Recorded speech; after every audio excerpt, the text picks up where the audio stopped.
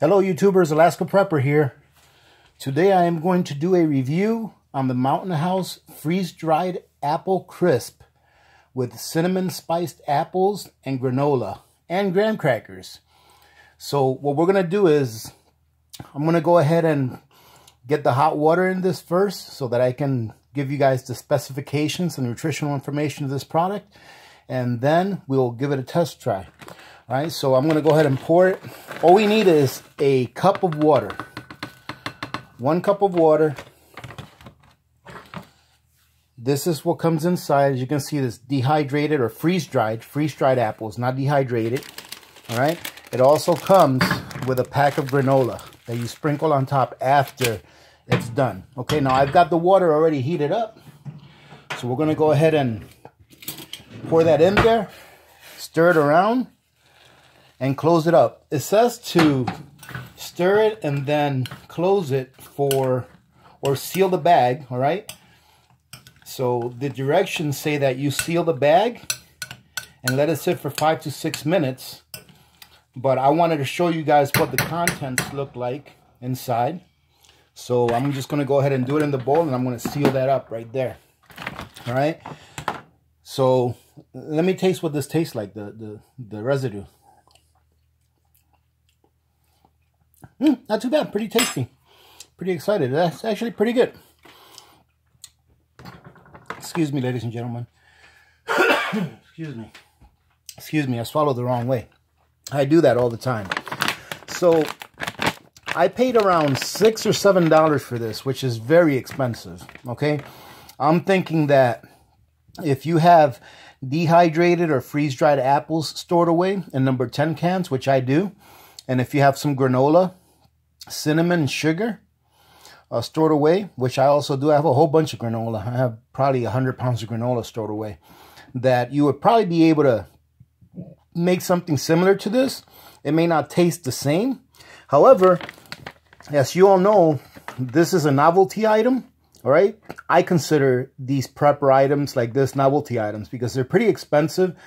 But then again, they're very nice to have, because I think that the first week or two of a serious crisis, you're going to be prepping like you've never prepped before.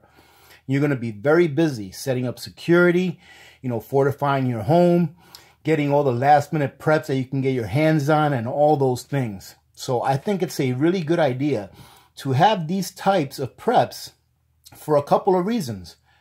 Number one, it's going to take the stress off of you to have to prepare meals. You're going to have ready-to-eat meals. All you have to do is just add hot water for most cases. Add hot water and eat it, all right? Not going to take you a long time to prep this stuff, all right, to prepare to eat. Number two, it doesn't really produce a lot of smells. So if you live in an apartment area or in an area where you have neighbors really close by, you're not going to have to worry about people smelling what you're cooking and coming and knocking at your door, okay? Number four, if you still have some of these left over after the initial week or two of, I'll say, quote-unquote chaos, then you can save these for later on as morale boosters, okay? You can go back to your regular preps, close out your pantry, or excuse me, or eat everything that's in your pantry. And if the crisis is still going on after your working pantry has been diminished, you can go to your long-term food storage and get one of these guys every once in a while to boost up morale, okay? So those are the reasons why I recommend that we do prep with these. Now, for the new subscribers and people that are not really prepping or have not prepped for a long time, this, ladies and gentlemen, is a novelty item. To me, it is, okay? And I find it necessary personally to have some of these. All right. If you're just starting to prep, please go and take a look at my payday preps, because that teaches you how to prep on the cheap. And it will really encourage you to want to prep, because when you see how inexpensive it can be to preserve a lot of calories and a lot of nutrition for long-term storage, I think it will motivate you to want to prep. All right. So everyone should be prepping. All right, ladies and gentlemen, we should all be prepping. If you're listening to this channel and you're not prepping yet, I don't know what you're waiting for. Just look around you. Look at the economy. Everyone says the economy is doing great. But look around. There's still 40 million people on entitlements in this country. Still 40 million people receiving some kind of social entitlement. Okay, that ought to tell you something right there. Okay, if you want to depend on the government to take care of you, don't prep. All right, if you have 100% confidence that the government's going to take care of you, if a crisis were to occur, then don't prep. Then you shouldn't even be listening to this channel. Okay, if you have 100% confidence that when you need something and everyone else around you needs something because they weren't prepped, if you have that mindset that the government is going to come and take care of you, then you don't really need to prep. However, ladies and gentlemen, I think that if you look around, if you make an honest assessment of what's going on, not only in our country, but in the world, you will agree with me and with a lot of the subscribers here in the Alaska Prepper community that you need to start prepping, all right? Either for a short-term or a long-term crisis. Of course, start off small, build your pantry, build your storage, you know, your food storage, build your other prepping items that you're going to need for whatever situation you may find yourself in the area that you live in, and prep on. Because I think that most of you would agree with me that we need to be prepared for anything. All right. Being prepared for your car getting in an accident. What do you do for that? You get automotive insurance, right? I mean, it's mandatory pretty much for you to have insurance, I believe, in every state if you're going to drive on a public road. All right. But most people, you know, they get it because what happens if you get in an accident? Well, the auto insurance is going to take care of, you know, paying for the bill to fix your vehicle so that you can have a vehicle to drive. That's a way of preparing. You know, something as simple as having a spare tire in the trunk of your car. That's a way of preparing. Whether we know it or not, most of us are preppers. It's just that we try to, or a lot of people, let's say, try to get away from the word prepper. Call it whatever you want. As long as you have the ability to provide for yourself and your family in times of need, when no one else is going to be there to provide for you, that's what's important, okay? So you don't have to call it prepping. Call it whatever you want. As long as you are actively engaged in ensuring that you are providing your family with some security in the form of food, fuel, all right? Another way of prepping, a prep that I'm working on right now, is a second source of heat for my home in case something happens during the winter where my primary source, you know, goes bad or breaks down or something like that. I'll have a second source that I can go to and be able to heat my home while I'm waiting for my primary source to get repaired or replaced. All right, ladies and gentlemen, so there's many sources, many ways of prepping, and there's many sources that you can go to learn how to prep and to prepare for yourselves. All right, so hey, check this out. I do believe that we've gone about 5 minutes. And let's see what it looks like. That's what it looks like right there. Doesn't look too bad. It kind of looks like a turnover or a cobbler, all right? So once you do that, you're supposed to take the packet. And this packet, I'm looking, oh, there it is. I was looking for the little slit that you can open it easily with. Couldn't find it, but it's there. So we're supposed to take this and we're supposed to put it in here, all right? I'm going to mix it around. That way everything's got some on it. And the consistency is almost like a pudding with the chunks of apples in there. All right. So I'm going to let that sit for a second. I don't really like my granola really crunchy. I'm going to let that sit there just for a second. I'm going to go ahead and read off the ingredients if I can. I haven't looked at the ingredients yet. Okay. And I'm going to read off the nutritional information. So this comes with 3 servings, okay? Let's see, each serving packs 180 calories. So you're looking at just shy of 600 calories, 540 calories. All right, so we're looking at a total of 4 grams of fat per serving. Only 75 milligrams of sodium, which is pretty good. 35 grams of carbohydrates. It's got 3 grams of fiber, 2 grams of protein. All right, so the fiber is not bad. One of these packs gives you, if you eat the whole pack, you're looking at about 1/4 of the amount of fiber that's recommended per day. Now, I do believe that the amount of fiber that's recommended per day ranges from 25 to 35 grams of fiber. So that's not too bad for one meal to get 1/3 to 1/4, or 1/4 to 1/3 of the amount of fiber that you need per day. It's not too bad. It's very minimal in vitamins. Vitamin C, 4%, iron, 6%, calcium, 2%.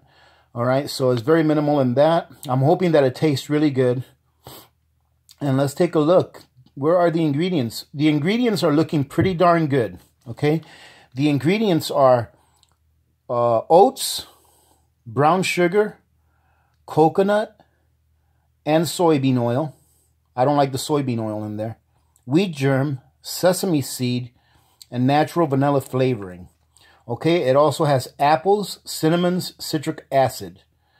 And then the seasoning mix that's in there with the graham cracker crumbs has a whole bunch of ingredients. Let's see, it's got soybean oil, it's got sugar, it's got flour, it's got whole grain wheat, it's got partially hydrogenated cooked cottonseed oil. I don't like that. That is partially hydrogenated. Leavening. They use baking soda or calcium phosphate for leavening. It's got some salt, brown sugar, modified cornstarch. I'm not a very big fan of the ingredients that went into the seasoning mix, okay? But it is what it is, ladies and gentlemen. Remember that we are using this as a tool to make our lives easier and less stressful during the first week or two of a crisis, okay? And if you don't mind those ingredients, then this I would consider a pretty good product, depending on the taste. So let's see what it tastes like. Okay. So the consistency is very, very sticky, okay? Just look at this. See that? There you go. That shook that off. So I'm going to take a little bit.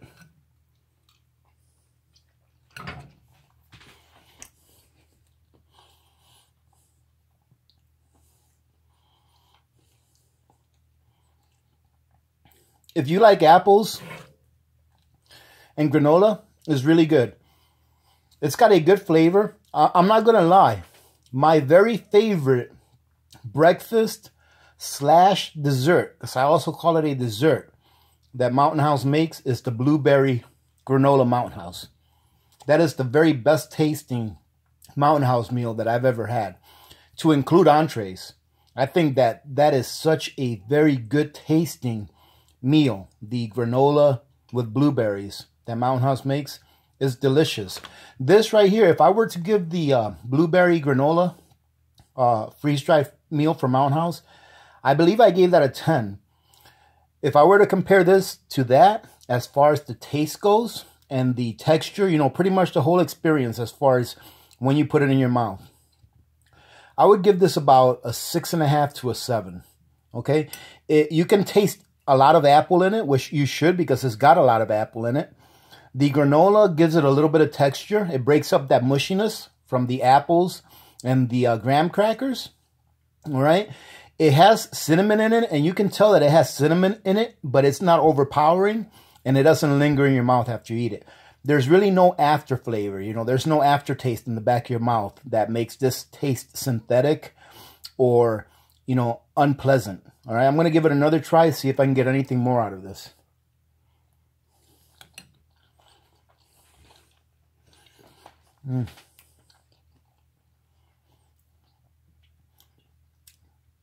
This is a solid 7. All right, this dessert here is a solid 7. I like it because it's got all those apples in there. And the texture with the granola is really nice, all right? I prefer my granola to be on the softer side instead of really crunchy. So letting it sit there for a few minutes with the granola in it really, really makes it a lot more pleasant for me to eat. I like it a lot better than with the granola really crunchy, but that would be up to you. That would be your preference on how long you want to let it sit there, you know, before you eat it. So ladies and gentlemen, that's it. This is a good product. Like I said, I give it a 7. I know that this would be really, really good if you put some ice cream on top. All right, so, and I'm not talking about the freeze-dried ice cream. I'm talking about the regular ice cream. If you put that on top, it'd be great. But you know what? I bet you that if you put a little bit of condensed milk in there, mixed with some evaporated milk, all right? So probably 3 or 4 parts of evaporated milk to condensed milk, because you don't want to make it too sweet because it's already sweet enough. I bet you that if you put that in there, it'll give it a little bit of creaminess. I bet you it'll be really good if you did that. All right, I should have had that ready. I could have tried that and let you guys know. But yeah, ladies and gentlemen, I hope you enjoyed this review. All right, I don't want to make it too long because all in all, it's just a review of the Mountain House Apple Crisp, okay? Since I gave this a 7, I will leave a link for it because it is edible, and I think that it is something that's good to have, and it's something that, personally, I may buy a number 10 can of this, but what I'm really buying is what I really want to buy and stock up on is the blueberry granola, because I know that that is something that my entire family would enjoy, okay? But I will get a number 10 or 2 number 10 cans of this just to have it to the side for a little bit of variety, okay? So having said that, ladies and gentlemen, thank you for joining me today. I hope you guys are having a good week. Tomorrow's Friday, so thank goodness for that. So remember to be good to each other. When good people do good things happen. Remember to reach one, teach one, and repeat. If we all did this, the world would be a better place, and you know that it will be a better place. Let me show you guys something before I let you go. Mo Cottage, look at that. That is the honey and garlic, I'll call it serum, that I'm preparing for this winter as per Mo Cottage's instructions. So if you guys want to go and take a look at how she does it, pretty much you just get some nice raw honey, all right, that hasn't been messed with. Put some organic garlic in there, and it will make a good cough syrup for the winter. So I just want to show you that, Mo Cottage. The only problem I'm having is that it's not that warm in my house, so I have that bottom there that's hardened up. So I'll probably end up having to put this in a water bath so that I can mix everything around. But it's looking pretty good. Hopefully I won't have to try this winter because I won't get too sick, but it's here if I do need it. So having said that, ladies and gentlemen, many blessings to all of you and your family. This is Alaska Prepper, and I'm out.